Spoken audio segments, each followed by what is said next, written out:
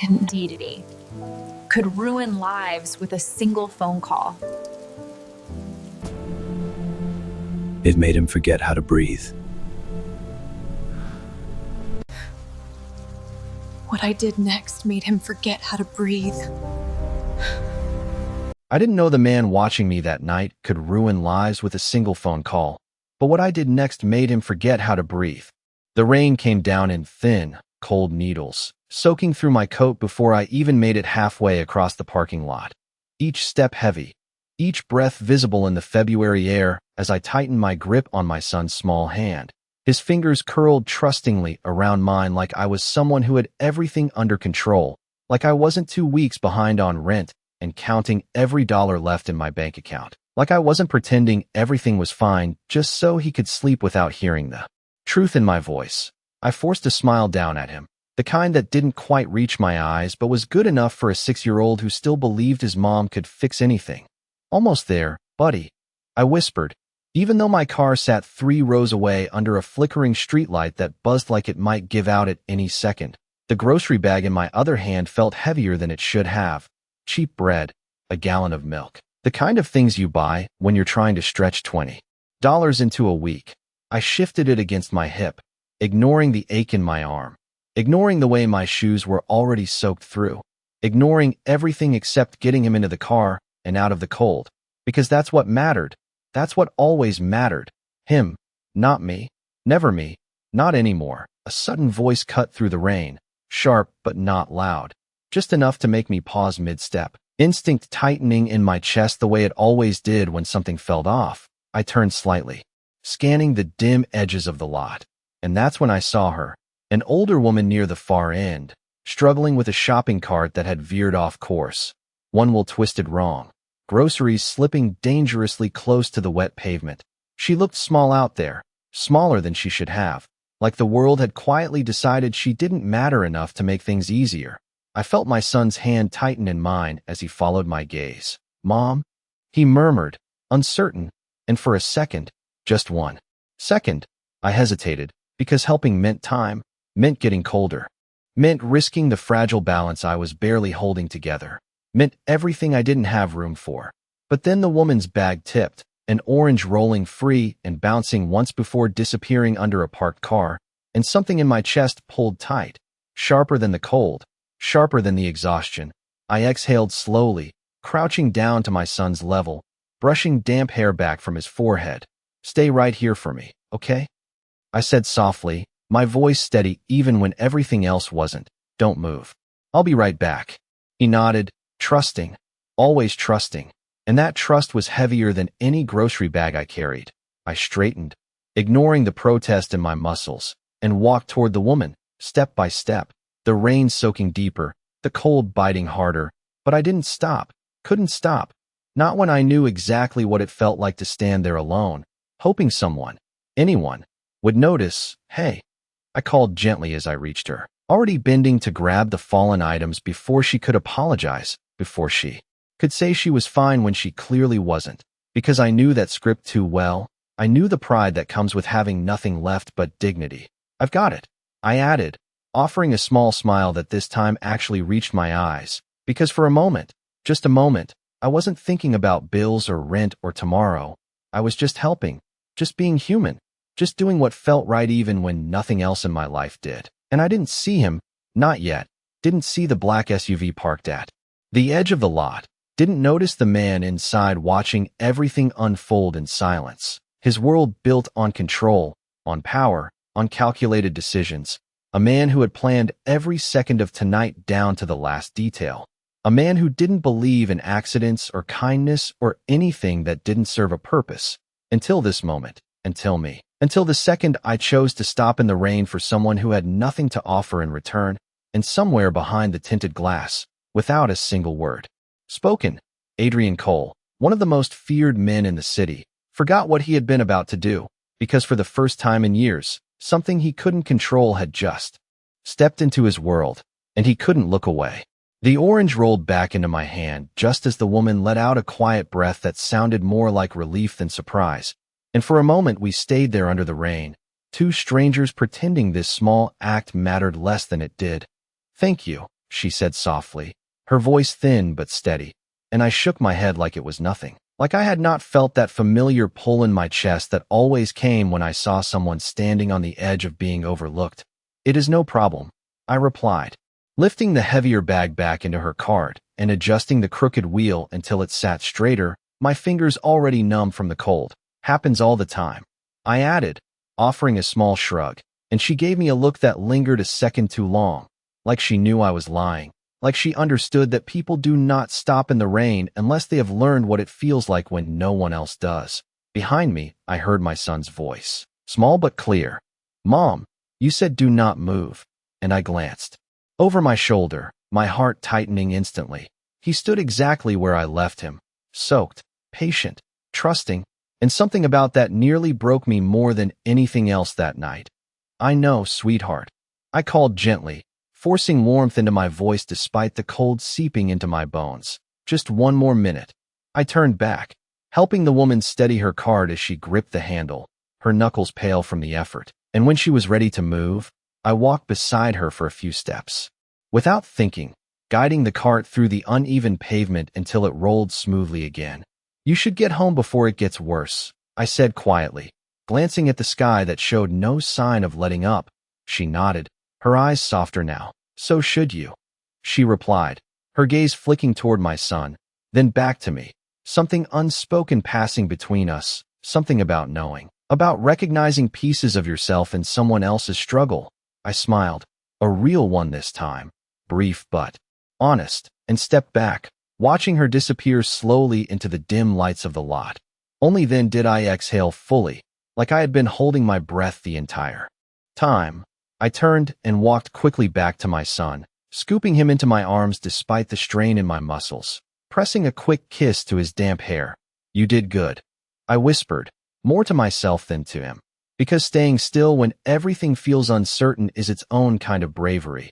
I carried him the last few steps to the car, fumbling with the keys as the rain blurred my vision, finally getting the door open and settling him inside, buckling him in with careful hands that trembled just slightly, not from the cold, not entirely, but from the weight of everything pressing in all at once, the bills, the exhaustion, the constant balancing act of being enough when I felt like I was barely holding together. I shut his door gently and leaned against the car for a second, closing my eyes, letting the rain hit my face because it felt easier than pretending I was not tired, than pretending I was not scared of what next week would look like. I did not see the engine in the distance. Start. Did not hear the quiet shift of tires against wet pavement, but I felt something, a strange awareness crawling along my spine, like being washed without proof.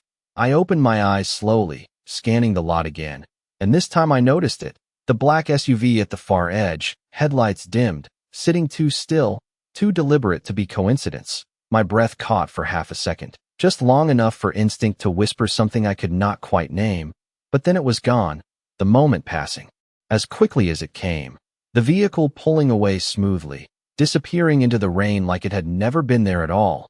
I shook it off, telling myself it was nothing, just another car in another parking lot on another night I would forget. But somewhere out there, behind tinted glass and controlled silence, a man who had planned everything down to the second had just changed his mind about what tonight was supposed to be. And I had no idea that my smallest choice had just become the only thing he could think about. I told myself it was nothing as I slid into the driver's seat, closing the door with a dull thud that shut out the rain, but not the weight in my chest. My fingers lingered on the steering wheel for a second longer than necessary, cold and stiff, before I turned the key and the engine coughed to life, the familiar sound grounding me just enough to move, just enough to keep going. Mom, are we going home now? My son's voice came softly from the back seat, a little sleepy, a little unsure, and I glanced at him through the rearview mirror, his eyes half-lidded, hair still damp from the rain, and something inside me softened instantly. Yeah, baby, I said, gently, forcing a small smile he could not quite see. We are going home. I pulled out of the parking lot slowly, careful on the slick pavement, the wipers moving back and forth in a steady rhythm that almost felt like breathing, like something constant in a night that had felt anything but. The city lights blurred past in streaks of gold and red, reflections dancing across the wet roads, and for a moment, Just a moment. Everything felt quiet, almost peaceful, until it didn't, because my mind would not let it. It replayed that feeling again, that strange awareness, the sense of being watched, of something shifting just out of sight. I tightened my grip on the wheel, exhaling slowly as I forced myself to focus on the road ahead, because I did not have the luxury of spiraling, not when someone in the back seat depended on me to be steady, to be certain, even when I was anything but across town. Far from the dim glow of grocery store lights and cracked pavement, the world looked very different. Polished floors, warm lighting, quiet voices that never had to rise to be heard. Adrian Cole stood near the window of a private dining room high above the city. The skyline stretched out before him like something he owned, because in many ways, he did. The table behind him was set perfectly, every detail accounted for. A bottle of wine chilled to the exact temperature. A small velvet box placed just off-center. Not too obvious, not too hidden, everything planned, everything controlled, the way his life always was, except now, none of it held his attention.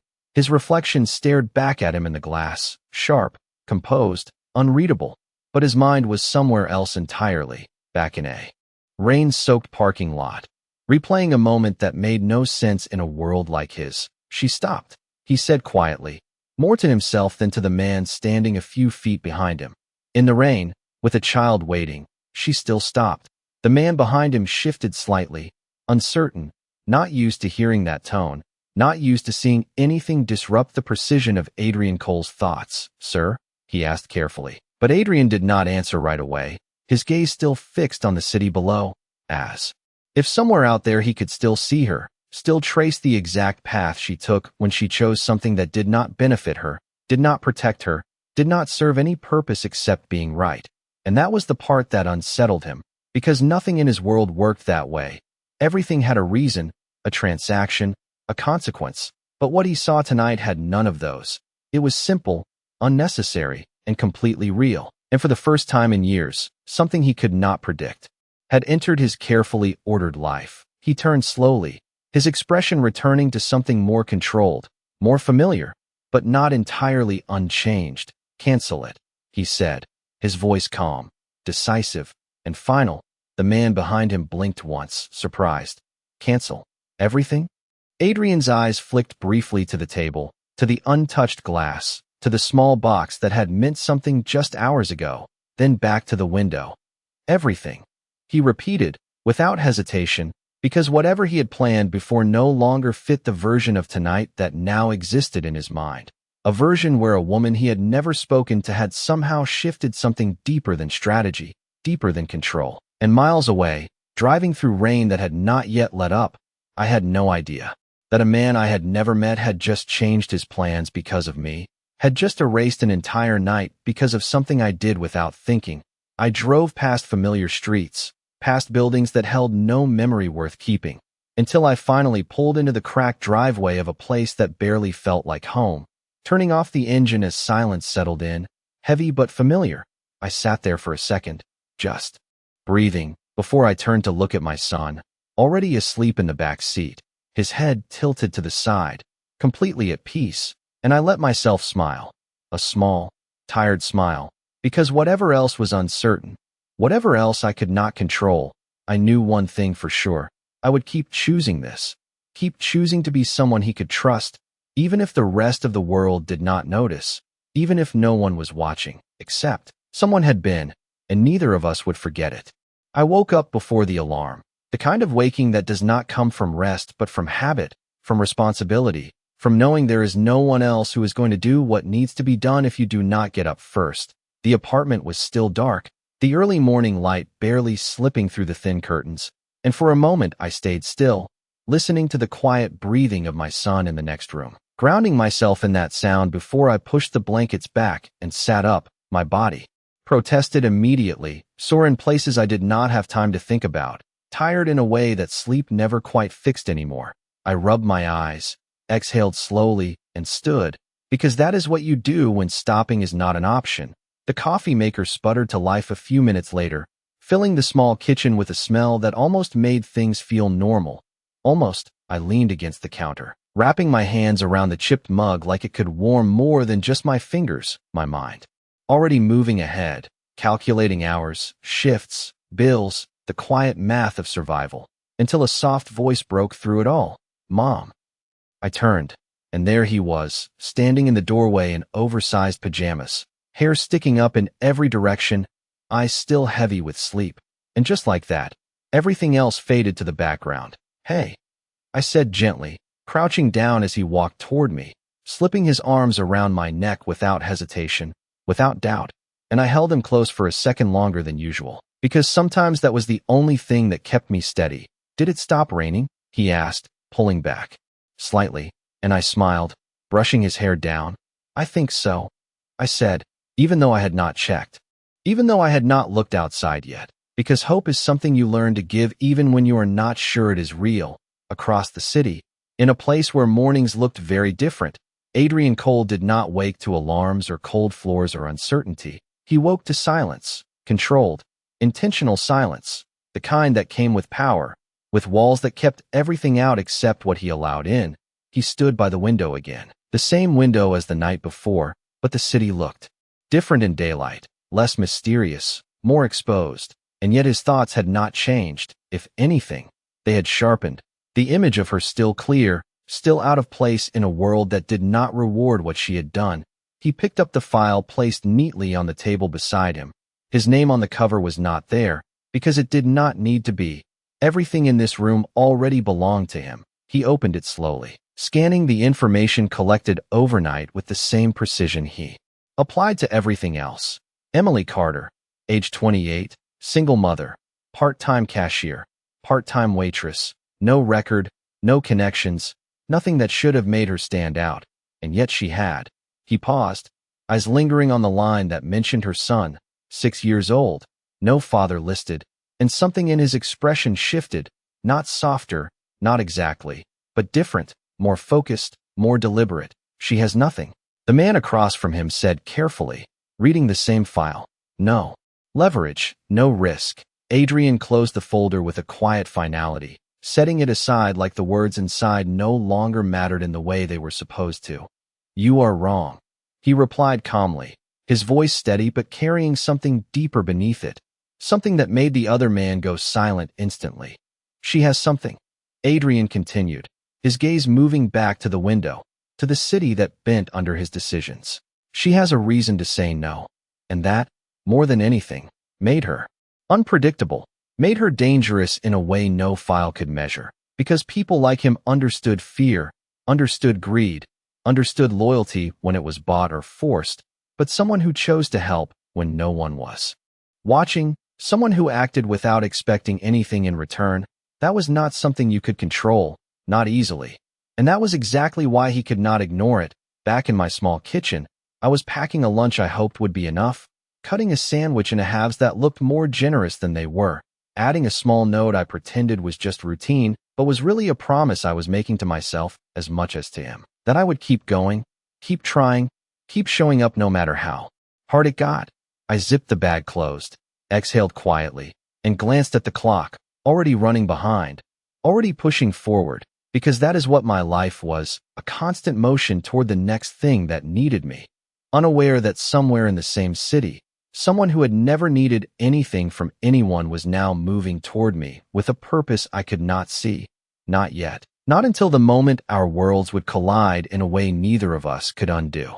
I did not notice him at first because my world did not allow for distractions. It moved too fast, too tightly packed with responsibilities that left no room for anything unexpected.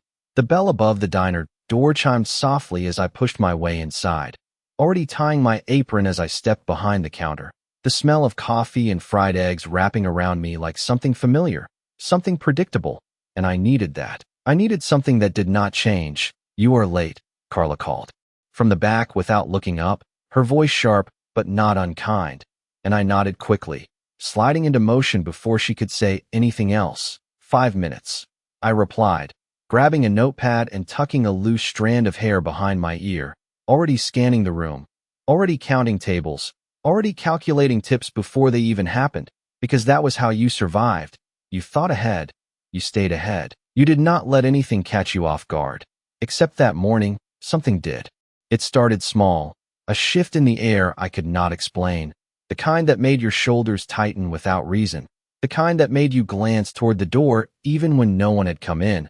I brushed it off, moving between tables, refilling coffee, offering polite smiles that cost nothing but meant everything, until the bell chimed again, softer this time, almost deliberate, and I looked up, just for a second, just long enough to see him. He did not belong there, not in a place like this, not with the worn booths and chipped mugs and people who counted every dollar before ordering. He stood just inside the doorway, tall, composed, dressed in a way that made the room feel smaller, like everything around him had suddenly lowered in value without his approval. His eyes moved across the space slowly, taking everything in, not searching, not hesitating, just observing, like he was used to being in control of whatever he saw. And then his gaze found me, and something in my chest tightened before I even understood why. I looked away first, because that is what you do when someone like that looks at you. You do not invite attention, you do not ask questions. You keep moving. I grabbed a coffee pot and walked toward table 4. My hands steady, my steps practiced, but I could feel it, that awareness again, sharper this time, more focused, like a line had been drawn between us without my consent. "What can I get you?" I asked the man at the table, my voice even, normal, everything exactly the way it should be, except it was not, because I could feel him still, standing there, still watching. The seconds stretched longer than they should have, until finally, he moved, slow, deliberate steps carrying him across the room, not rushed, not hesitant, just certain. He slid into a booth near the window, the one with the best view of the street, the one people usually avoided because it was too exposed, too visible. But he did not seem to mind that. If anything, it looked intentional, like he wanted to see everything and be seen if necessary. Carla leaned closer to me as I passed, her voice dropping just enough to carry concern. "You know him?" she whispered, and I shook my head immediately, because I did not. I was sure I did not, and yet something about him felt familiar in a way I could not place, not recognition, not memory, just awareness. "No," I said quietly, but even as I said it, I knew it was not entirely true, because I had seen him before, just not like this, not clearly, not face to face. The rain, the parking lot, the black SUV. It hit me all at once, subtle but undeniable, and my grip on the coffee pot tightened just slightly. Enough for me to notice, enough for me to steady myself before anyone else could. I took a breath, squared my shoulders, and walked toward his table, because that was my job, because that was what I did, no matter who sat in front of me, no matter how out of place they seemed. I stopped just short of the booth, forcing my expression into something calm, something neutral, something that did not reveal the sudden shift in my pulse. "Coffee?" I asked, my voice softer than before, and he looked up at me, really looked this time, not just observing, not just scanning, but focusing, like he had been waiting for this exact moment. And when he spoke, his voice was low, controlled, carrying a weight I could not ignore. "Black," he said simply, his eyes never leaving mine, and something in the way he said it made the air between us feel different, heavier. Like this was not just an order, not just another customer, but the beginning of something I was not prepared for, something I could not step away from even if I wanted to. Because in that moment, standing there with a coffee pot in my hand and a stranger watching me like he already knew me, I realized one thing with absolute certainty. He had not come here by accident. His gaze did not move when I set the cup down in front of him, not even for a second, and I felt it, the weight of it, like standing too close to something powerful without understanding exactly why it felt that way. I poured the coffee carefully, steady, controlled, the dark liquid rising slowly to the brim, and still, he watched me, not impatient, not distracted, just present in a way most people were not. "Anything else?" I asked, keeping my tone professional, neutral, like every other order I had taken that morning, but something in my voice came out tighter than I intended. And I knew he heard it. I knew because the corner of his mouth shifted slightly, not quite a smile, not quite anything I could. "Name, sit," he said quietly, not as a demand, not exactly, but not a suggestion either. And for a second, just 1 second, I froze, my fingers tightening around the coffee pot as my mind caught up with the moment. Customers did not say things like that. Not here, not to me. I cannot. I replied quickly, stepping back half an inch, the movement automatic, instinctive. I am working. He studied me for a moment longer, his eyes sharper now, like he was measuring something he had already decided mattered. Then he leaned back slightly, one hand resting against the table, relaxed, controlled. Then stand, he said, just as calm, just as certain, and something about the way he said it made it harder to refuse. Not because he raised his voice, not because he pushed, but because he did not need to. He spoke like someone who expected to be listened to, and I hated that part, the part of me that hesitated, that considered it, that did not walk away immediately like I should have. Do you always stop for strangers? He asked, his tone even, but the question landed heavier than it should have. My breath caught for half a second, just long enough for him to notice, just long enough for me to realize exactly what he was asking. My grip loosened on the coffee pot as I set it down on the edge of the table, slowly, carefully, buying myself a second to think. I do not know what you mean, I said, but the words felt thin, unconvincing, even to me, because I knew, and more importantly, he knew that I knew. His gaze did not waver, not even slightly. The parking lot, he said simply, and that was it.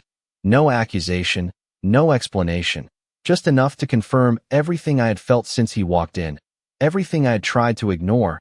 A quiet rush of heat climbed up my spine, not fear exactly, but awareness, sharp and undeniable. You were there, I said before I could stop myself, and that was my mistake. The second I said it, I knew I had given something away, something I could not take back. His expression did not change, but something in his eyes shifted, something closer to confirmation than curiosity. I was, he replied, his voice still calm, still controlled, but now there was something else underneath it, something intentional, like every word he said was placed exactly where he wanted it to land. I swallowed, forcing my shoulders to stay relaxed, forcing my voice to stay steady, because I did not like this, did not like the way this conversation felt like it had already been decided before I even walked over. Then you saw what happened, I said quietly, and he nodded once, slow, deliberate. I saw enough, he answered, and the way he said it made my chest tighten. Again, not because of what he saw, but because of what he did not say, because of the silence that followed, because of the way he was looking at me like I was something he did not quite understand but had already chosen not to ignore. I shook my head slightly, stepping back another inch, trying to put space between us, between whatever this was becoming. It was nothing, I said, the words coming out softer now, more defensive than I wanted them to be. Just helping. He leaned forward, slightly at that, just enough to close the distance I had tried to create, his voice lower now, quieter, but somehow more intense. No, he said, and the single word landed harder than anything else he had said so far. It was not nothing. And for the first time since he walked in, I did not have an answer, did not have something quick or polite or safe to say. I just stood there, caught between leaving and staying, between walking away and asking why this mattered to him at all, because that was the question I could not shake. Why did it matter? Why did I matter? And before I could decide what to do next, he added one more sentence, just as calm, just as certain as everything else he had said. People do not do things like that without a reason. And something in the way he said it made me realize he was not asking anymore. He was trying to understand, and that was somehow more dangerous than anything else. For a moment, I just stood there, the noise of the diner fading into something distant, like the world had pulled back and left only the space between us, his words lingering heavier than they should have, because he was right in a way I did not want to admit. People did not stop without a reason, not anymore, not in a world that taught you to keep moving, to mind your own business, to protect what little you had. And I could feel him waiting, not impatient, not pushing, just certain that I would answer, and that certainty unsettled me more than anything else. I exhaled slowly, my fingers brushing against the edge of the table as I steadied myself. Maybe they do, I said finally, my voice quieter now, not defensive, just honest in a way I had not planned to be. His eyes did not leave mine, not even when I looked away for a second, glancing toward the counter where Carla was watching me with barely concealed curiosity. I turned back quickly, lowering my voice without thinking. Like this conversation was something private even in a room full of people. Maybe they just remember what it feels like when no one does. I added, and the moment the words left my mouth, I felt it, that shift, subtle but undeniable, like something in him had just clicked into place. He leaned back slightly, studying me in a way that was no longer just observation. It was understanding, or at least the beginning of it, and that made my chest tighten in a different way, because being seen was not something I was used to, not like this, not by someone like him. That is not a reason, he said after a second, his tone still calm, still controlled. But there was something else there now, something quieter, something almost searching, and I shook my head slightly, a small movement that felt bigger than it should have. It is to me, I replied, meeting his gaze again despite the way my pulse had picked up, despite the way every instinct told me to step back, to end this, to walk away before it became something I could not control. But I did not move, I stayed, and I did not know why. Maybe because part of me wanted him to understand, or maybe because part of me wanted to understand why he cared at all. The silence stretched between us again. But this time it was different, not tense, not uncomfortable, just full, like there was more being said in what we were not saying, until a voice cut through it, sharp and impatient. "Hey, we have been waiting here," a man at another table called out. And just like that, the moment broke, the world rushing back in all at once, the clatter of dishes, the hum of conversation, the reality of where I was and what I was supposed to be doing. I stepped back immediately, the distance between us snapping into place like it should have been there all along. "I have to work," I said quickly, almost too quickly, and he did not stop me this time, did not tell me to stay, did not say anything at all as I turned and moved toward the other table, my hands finding their rhythm again, my voice slipping back into something polite and practiced, but my mind was not there anymore. It stayed at that booth by the window, replaying every word, every look, every moment that felt like it should not have happened but did anyway. And I could feel it, even from across the room, his presence still there, still watching, not in a way that made me feel unsafe, but in a way that made it impossible to forget he was there at all. Minutes passed, maybe more. I lost track until the shift ended and I was untangling my apron, exhaustion settling back into my bones like it had been waiting. I glanced toward the window one last time without meaning to, and he was still there, the coffee cup untouched now, his gaze following me in a way that made my breath catch again, not because of fear, but because of something I could not name, something unfamiliar and unsettling and impossible to ignore. I grabbed my bag, nodded a quick goodbye to Carla, and pushed through the door into the cool afternoon air, the sky clearer now, the rain gone like it had never been there. But as I stepped onto the sidewalk, I felt it again, that same awareness from the night before, sharper now, closer, and I did not need to turn around to know he was no longer sitting in that booth, because somehow, without a single word spoken, I knew one thing with absolute certainty. This was not over, not even close. I told myself to keep walking, just keep moving, do not turn around, do not look, because whatever this was, whatever he was, it did not belong in my life. Not in a world where every decision had consequences I could not afford, but my steps slowed anyway, just slightly, just enough for the awareness to sharpen. That quiet, steady feeling that I was no longer alone in this moment. The sidewalk stretched ahead of me, familiar and ordinary, people passing by without a second glance, cars moving through the afternoon traffic like nothing had changed, like everything was exactly the same as it had been an hour ago, but it was not. I could feel that. Much. I reached the corner and stopped, waiting for the light to change, my fingers tightening around the strap of my bag as I exhaled slowly, trying to steady the rhythm of my breathing. And that was when I heard it, not loud, not sudden, just the soft sound of footsteps coming to a stop behind me, close enough to matter, close enough to confirm what I already knew. I turned then, because pretending would not change anything. And he was there, standing just a few feet away, exactly where I expected him to be, exactly where I had been trying not to look. His expression was the same as before, calm, unreadable, but his presence felt different out here, less contained, less distant, like the space between us had shifted into something more real, more immediate. "You are following me," I said, not accusing, not afraid, just stating the truth the way it existed between us, and for a second, I thought he might deny it. might say something that made this easier, something that turned this into coincidence instead of intention, but he did not.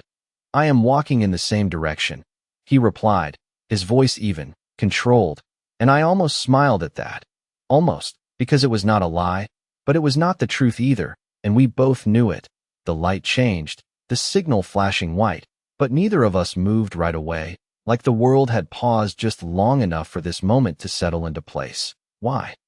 I asked, and this time there was no way to soften it, no way to make it sound casual, because it was not, because nothing about this was. His gaze held mine steadily, not evasive, not guarded, just direct in a way that made it impossible to look away. Because you are not what you should be, he said, and the words landed in a way I did not expect, not sharp, not harsh, just certain, like he had already decided that something about me did not fit into whatever system he understood. I frowned slightly, the confusion rising before I could stop it. I do not know what that means, I replied, and for the first time since he walked into the diner, something in his expression shifted again, subtle but real, like he was considering how to explain something he had never needed to put into words before.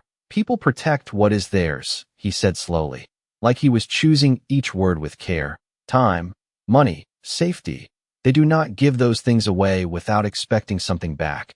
I listened, my pulse steady now, not racing, not panicked, just aware, and when he finished, I understood exactly what he was saying, even if I did not agree with it. Maybe that is your world, I said quietly, meeting his gaze without hesitation this time, but it is not mine. The silence that followed was different again, deeper, heavier, not because of tension, but because something in that exchange had shifted the ground beneath both of us, and I could see it. The way he was looking at me now, not just curious, not just observing, but focused in a way that felt like a decision forming, like something was being set into motion that neither of us could stop anymore. I stepped back then, breaking the moment before it could become something else, something I was not ready to face. I have to go, I said, turning toward the crosswalk as the last few seconds of the signal ticked down, and this time, I did not wait. I moved, stepping off the curb and into the flow of the city, trusting that he would not follow, trusting that this would end here if I let it. But as I reached the other side and glanced back without meaning to, he was still there, standing exactly where I left him, watching me with that same unreadable expression, and somehow, that felt more unsettling than if he had followed, because it meant one thing: he did not need to chase me to stay in my life anymore, not after this, not after what had already begun. I thought distance would make it easier, that putting streets and people and noise between us would turn whatever that moment was into something smaller, something forgettable, but it did not.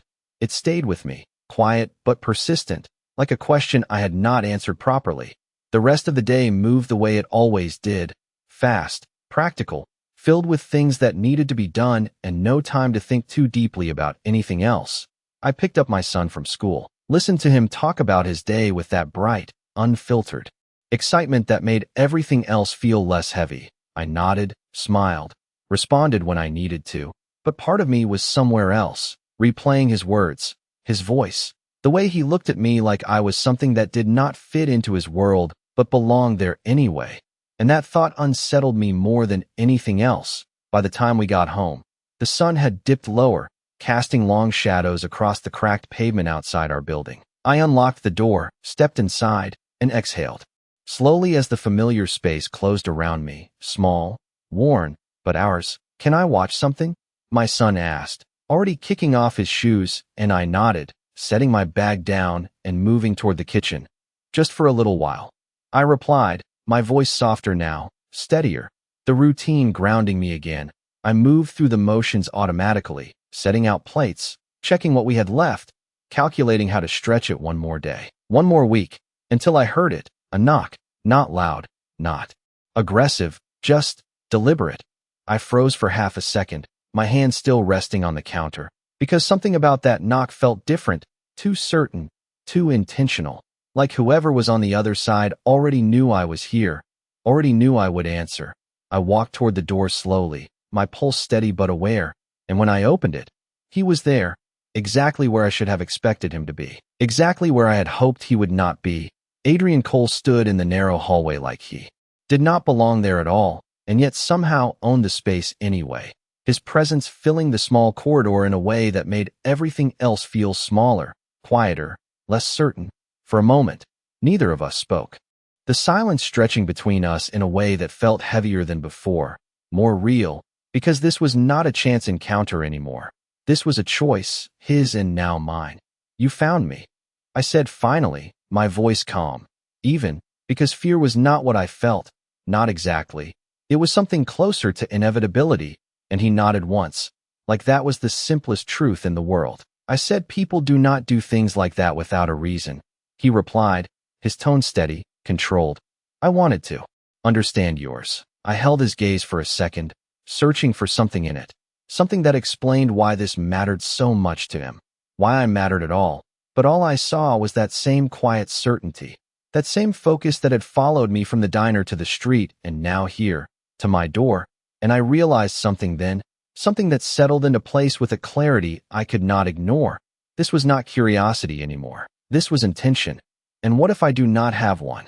I asked softly. And for the first time, just for a fraction of a second, something in his expression shifted into something almost human, almost uncertain, before it disappeared again behind that controlled exterior. "Then I will find it," he said. And the words were not a threat, not a promise, just a statement, simple and absolute. And I should have closed the door then, should have ended it before it became something else, something deeper. But I did not. I stayed there, standing in the doorway of a life that had always been small and manageable, looking at a man who represented something entirely different, something larger, more complicated, more dangerous in ways I did not yet understand. And somehow, instead of stepping back, I asked the question that would change everything. "Why does it matter to you?" The silence that followed felt different again, heavier, deeper, like the answer was not something he gave easily, not something he had ever needed to say out loud before. And when he finally spoke, his voice was quieter than before, lower, but carrying more weight than anything else he had said.